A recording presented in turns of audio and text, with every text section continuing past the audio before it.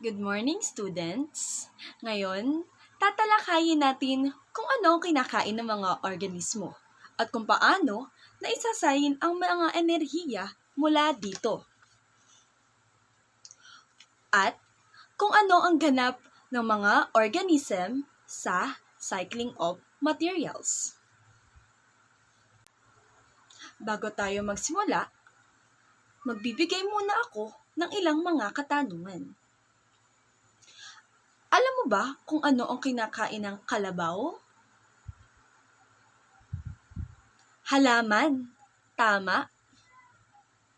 Ibig sabihin, ang kalabaw ay tinatawag nating herbivores. Ang kinakain lamang niya ay plants o halaman. Ano naman ang ahas? Karne o kapwa hayop, tama. Ngayon, ang ibig sabihin, ang ahas or snakes ay tinatawag na carnivores. Nabibilang siya sa mga grupo ng carnivores. Ay ikaw, anong kinakain mo? Kung kumakain ka ng gulay at karne o isda, ikaw ay nabibilang sa grupo ng mga omnivores. Kung ang mga halaman ay kinakain natin, saan kaya nanggagaling ang enerhiya ng mga halaman? Okay, tama. Sa araw, kung saan ito nakukuha nila ang energy sa process ng photosynthesis na nanggagaling ang main energy sa sun. Ibig sabihin, ang halaman ay nakakagawa ng sariling pagkain o sila ay tinatawag na autotrophs. Kung ang halaman ay tinatawag na autotrophs, ano ang tawag sa ating mga kumukuha lamang ng enerhiya sa halaman o sa ibang hayop o organism? Ang tawag sa atin ay heterotrophs. Tama. Ngayon, na alam mo na kung ano ang tawag sa mga organism base sa kinakain nito, ngayon, pumunta naman tayo sa ating pinakang aralin. Yan ang tinatawag na trophic level pyramid. Meron tayong producer, primary consumer, secondary consumer, tertiary consumer, apex predator, at mapapansin nyo din, meron din dyang decomposers. Sa first trophic level, sila ang ating producers. They are the plants and algae. Kung saan they get the energy from the sun. Hindi na nila kailangan kumuha ng energy sa ibang organism. Sila ay nakakagawa ng sarili nilang pagkain through the process of photosynthesis. And their main energy comes from the correct sun. The second trophic level is the primary consumers. They are the one that we called herbivores. They only eat plants and algae. Ibig sabihin, ang energy nila ay nanggagaling lamang sa mga kinakain nilang halaman. At kung makikita mo dyan, one of the example of herbivores is grasshopper,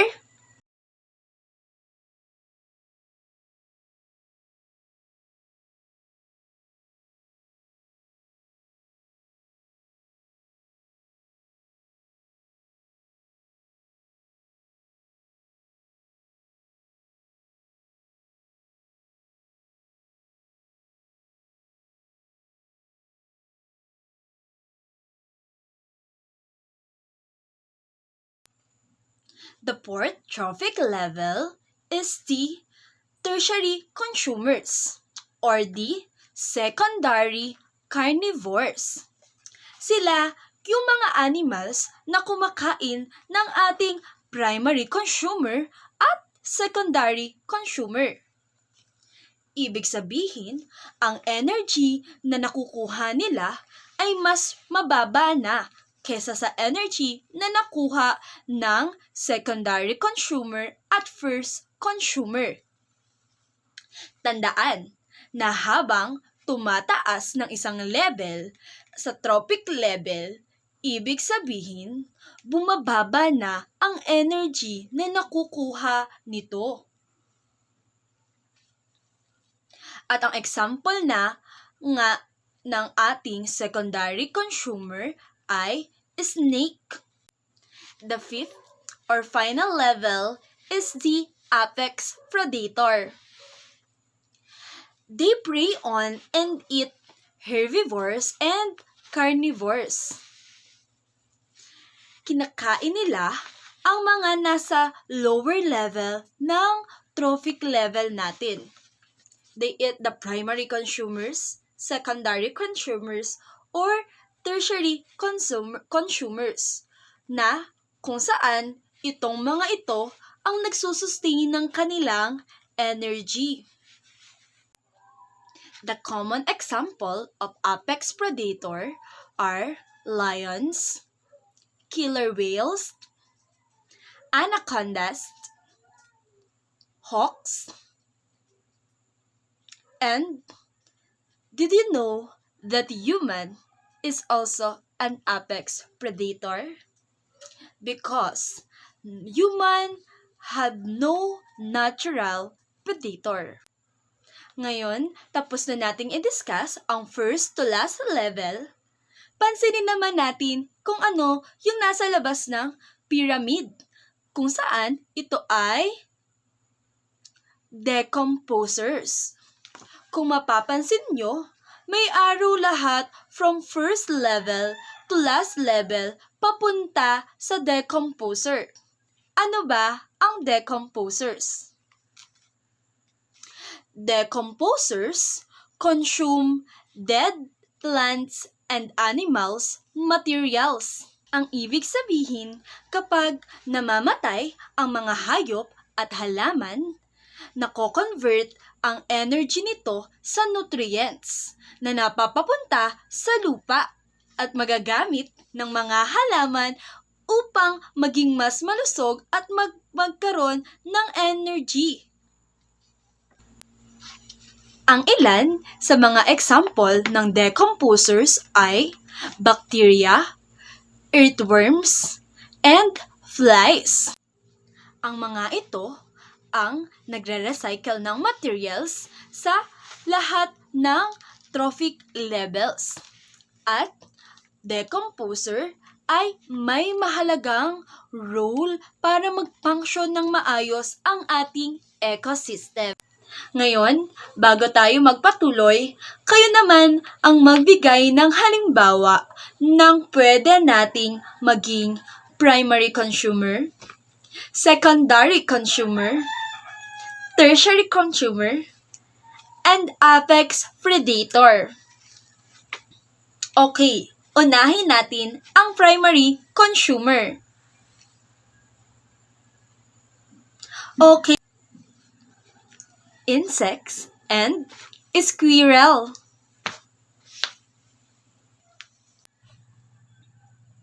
Ano naman ang halimbawa ng secondary consumer? Okay, very good. Spider and bird. How about the tertiary consumer? Okay, tama. Snake and fox. Ano naman ang apex predator? Okay, very good. Eagle and bear. Since tapos na nating talakayin ang mga function ng bawat trophic level, Ngayon, talakayin naman natin kung paano ang proseso ng pagsasalin ng energy sa bawat organism. Ano nga ba ang prosesong ito? Food chain? Food web? Ano nga ba ang mga ito? Ang food chain, ito ay nagsushow ng transfer of energy within an ecosystem. Energy is transferred between organisms when one organism eats another. A food chain is a simple linear series of steps, while food web is more complex.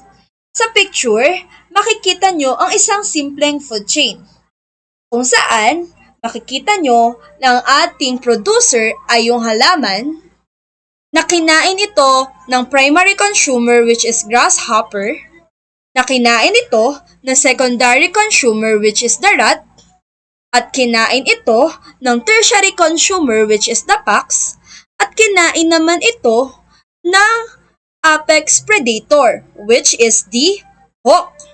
And after that, ito ay magde-decompose at papatabain yung lupa para mas makatulong sa mga halaman.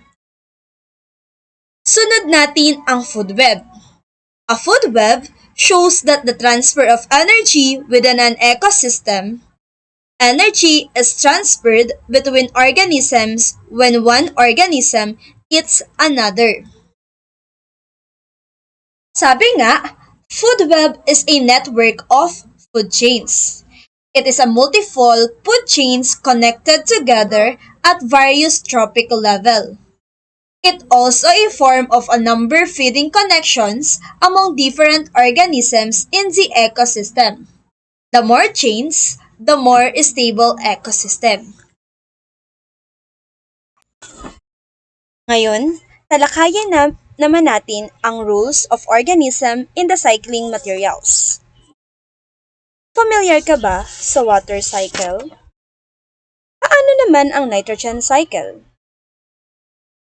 Itong mga ito ang ating tatalakayin at kung ano-ano ang kahalagahan nito.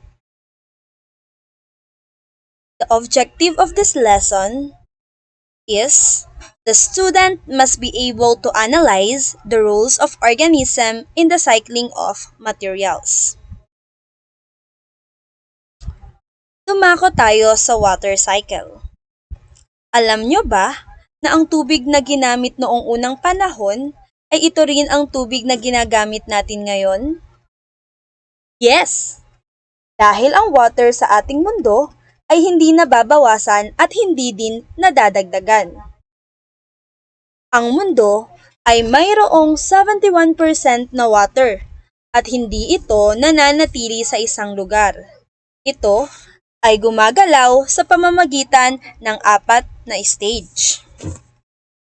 Ang 4 na stage ay ang evaporation, convection or condensation, precipitation, and collection or storage. Itong 4 na ito ang dahilan kung bakit may tinatawag tayong water cycle. Ano nga ba ang water cycle? Water cycle is the process in which water moves continuously above and below the earth. Tinatawag din itong hydrologic cycle. Tingnan nyo ang nasa larawan. Yan ang water cycle. Kung makikita nyo, nandiyan lahat ng stages. Ngayon, isa-isahin natin ang bawat stage. Pumunta muna tayo sa evaporation. Evaporation is when warmth from the sun causes water from the ocean, river and lakes to rise into the air, turn into the water vapor or gas. Ibig sabihin daw, yun daw mga tubig sa dagat, sa lawa, sa sapa, o sa ilog ay naiiga o nagta-turn into gas. Then, pupunta na siya sa next stage which is the condensation. Condensation is when gas or water vapor turns to liquid inside the clouds. Yun daw mga naging gas na or water vapor, pagkatapos ng yung mga nag-evap na gas or water vapor ay nagiging liquid siya sa loob ng clouds. Pumapasok siya sa loob ng clouds at doon siya nagiging liquid. Pagkatapos ng condensation, susundan na siya ng next stage which is precipitation. Precipitation is when water falls from the cloud in the sky. Ito ay ang tinatawag or ang common na sa atin na ulan. Kapag ibinuhos na ng clouds yung liquid na nasa loob niya, siya ay umuulan na o yan yung tinatawag nating precipitation. And the last stage is the collection or storage. Collection is when water falls from the clouds as rain collect in the ocean, rivers, and lakes. Ito naman ay kapag umulan na, di ba nanggaling tayo sa precipitation, umulan na siya. Ngayon, bumabalik na yung mga tubig na na-evaporate sa pinanggalingan nila. Pero ang iba, ito ay nananatili sa underground, kung saan ito ay nagiging source din ng ating mga inumin. Ngayon, pagkatapos natin pag-usapan ng water cycle, ano nga ba ang kahalagahan o important ng water cycle sa ating buhay? The water cycle is responsible for distributing water across the earth through evaporation, condensation, and precipitation, a process that is vital for sustaining life on Earth by providing water to plants and animals and humans. Now, let's proceed to nitrogen cycle. Saan madalas mayroong ang nitrogen ay madalas na nasa atmosphere. Tinatawag natin na atmospheric nitrogen. Ito ay mayroong 78%. Ang purpose nito sa atin ay nagbibigay ito ng protein at mga iba pang essential nutrients na nagsisimula sa plants or producer, animals or consumer, and isasalin ito sa ating mga tao. Ang nitrogen na galing sa atmosphere ay hindi direkta na inaabsorb ng halaman, kung saan ito ang unang dadaan sa nitrogen cycle. Atmospheric nitrogen cannot be used directly by plants and animals. Nitrogen needs to get converted to nitrogenous compounds or NO. Ang nitrogen cycle ay mayroong 5 processes. First is nitrogen fixation, second, nitrification, 3, assimilation, 4, denitrification, and 5, ammonification. Ang pag-usapan natin ng role of organisms in the nitrogen cycle. First is the role of nitrogen-fixing bacteria. Nitrogen-fixing bacteria are bacteria able to convert the nitrogen gas, N2, that enters the soil into. Samantalang ang role of producers and consumers, once plants and other producers have nitrogen available in a form they can use, they can construct proteins, DNA, and other important nitrogen-containing organic molecules. Ang role of decomposers and other soil bacteria and other types of decay organisms are involved in the nitrogen cycle. Also, dead organisms and their waste product contains molecules such as protein, urea, and uric acid that contain nitrogen. para hindi kayo malito sa word na sasabihin ko. Simulan natin sa atmospheric nitrogen kung saan ito ang pinaka-main source ng nitrogen. The first process is the nitrogen fixation.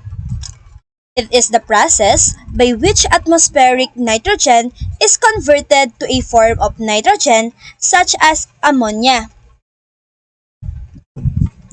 Magko-convert lang at ang atmospheric nitrogen N2 sa pamamagitan ng Rhizobium bacterium, kung saan naninirahan ito sa root nodules ng leguminous plants. Sila ang in charge para ma-convert ang N2 or nitrogen to ammonia or NH3. And the next process is the nitrification.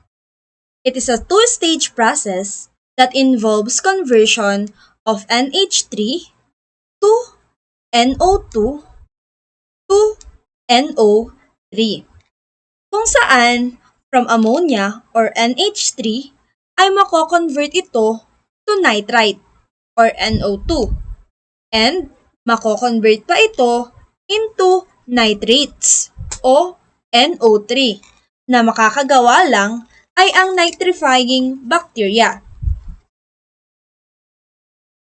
Ang third process is the assimilation. It is the process where the plant absorbs the nitrates, NO3, to make proteins. Pumapasok na dito ang plants kung saan i-absorb nito ang nitrates para makagawa ng protein or any essential nutrient na gawa sa nitrates. I-absorb din ito ng animals kung saan kinain nito ang plants.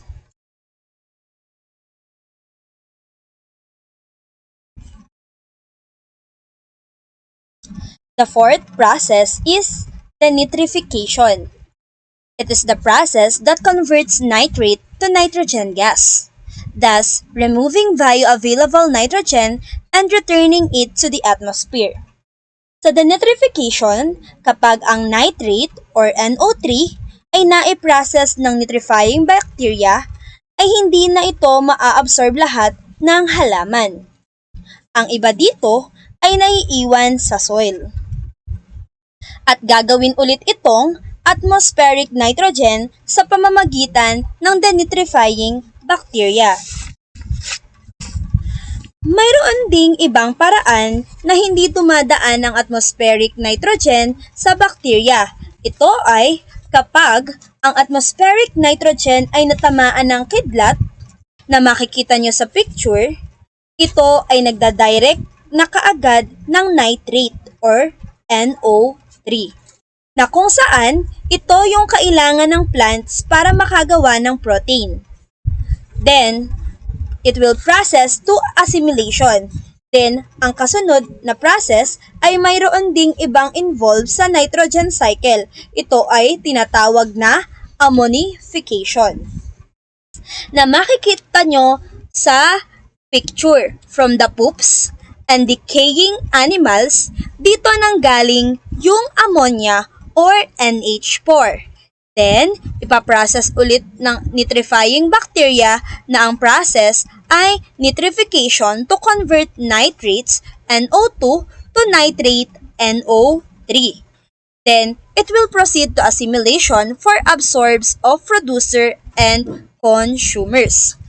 To summarize this cycle, look at this picture.